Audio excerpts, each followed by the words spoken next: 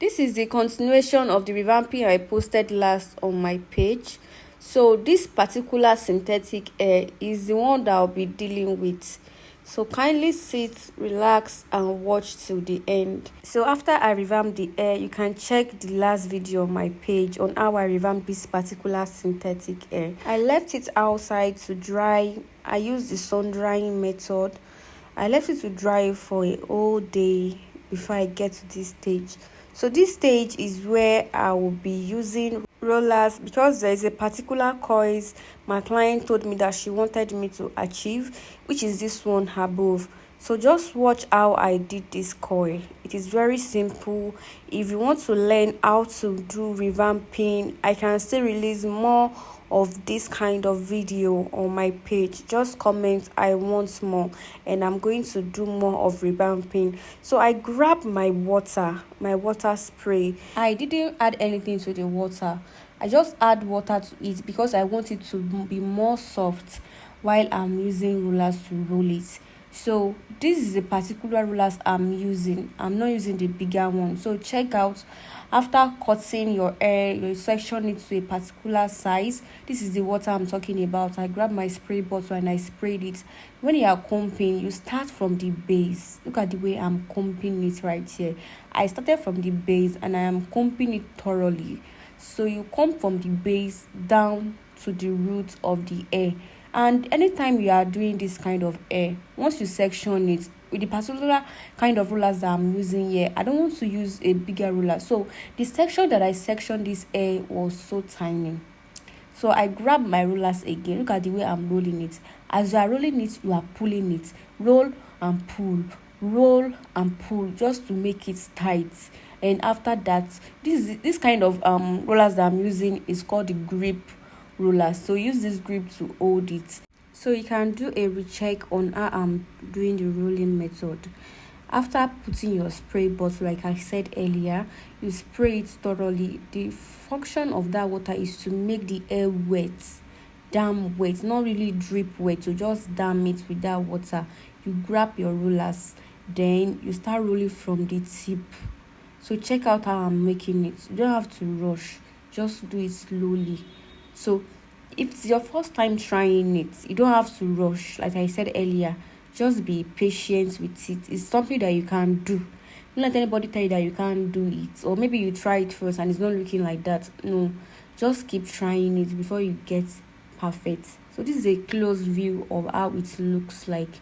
You don't have to rush it. So I'm almost done here and I still keep doing that same method. You section a little part, add little amounts of water, you make it damp, then you comb thoroughly. Also, if I'm not dealing with a synthetic hair and I'm trying to do this, they call this heatless coils. Why is it heatless coil? It's called heatless coils because it's not going through a electric heat. Like it's not going through an electric heat, rather. Like you're not using an electric heat to achieve this particular coils, because it is a woman hair blend, and if you are using something that is too hot for it, it can make the hair spoiled while you are even using the hot electric on it. That's why this particular coil is called the heatless coil. So also this method can be used for human hair. But if you watch this video to the end, there is something that will differentiate this one to the human hair. So this one right here, I'm adding hot water. After I roll the hair, I added a very hot water on the hair. Why am I doing this? Because I wanted to achieve the particular coils that I showed you earlier. And the only way that I can achieve it is by putting this very hot water of a temperature of above 100 degree. I don't know, you can even cook it sometimes to achieve this particular coils. But if it is human hair you are dealing with, you don't need to use hot water. I'm still going to show you a video on it. So I applied a vigorous amount of mousse because I want it to maintain that coil. It is also called hard coils. So it will make the coils old. You know, this hair is not an human hair, it's just natural synthetic or hair blend or whatever you can call it, but it's not human hair. So that's why I'm adding vigorous amounts of mousse. You can also add spray gel, or spray gel to make the coils old, like super old. I added it, well, I couldn't record it while I was doing the video. So after applying this mousse on the hair, then you go by using your dryer. I followed it by using hand dryer to dry it very well. So this is me using dryer to dry everything. You can see that the water is dripping from the body, and after I dry it, this natural dryer, just to make it like the water that is dripping from it, just to make it reduced. But most of the heat I used was the sun.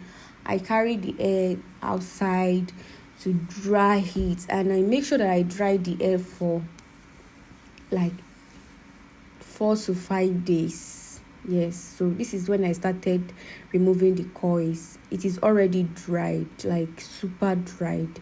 So this is the coils it is bringing out. You can see that it's looking like the coils I showed you earlier. Can you see that it's looking like the same coil? So you'll be gentle while you are removing the coil, because you don't want it to get rough. And also you can see that the video that I showed you earlier, it is a fringe, because the person said she wants it as fringe. But when she brought the hair, it was just naturally long from the front to the back, but I added this fringe to it. So about the human hair I was talking about earlier, instead of using hot water for it, although I'm still going to release a video on how to achieve this kind of coils using normal human hair. So instead of adding hot water, like I said earlier, you just add your mousse, setting lotion, and all those sort of things that can hold the coils instead of hot water to replace it. Then you dry it outside. So that is only the difference between the heatless coil on synthetic and heatless coil on human hair. So back to this video, I started molding. This particular process is called the molding process, to make sure that the front part is being laid down after you've removed the coils and style the fringe. You want to mold it, you go in with your spray, your butterfly spray gel. Your butterfly spray. So the work of the butterfly spray is to make sure that the coils is stayed for a very long time. Do you understand? So that is the work of the butterfly. This is our butterfly shadow rather. So I grab it and I spray it vigorously. The way this coil is, even in the next 2 years, this coil is still going to be there. Yes, because of this holding spray that I sprayed on it. So this is the video on how to revamp your synthetic hair, and it is well detailed.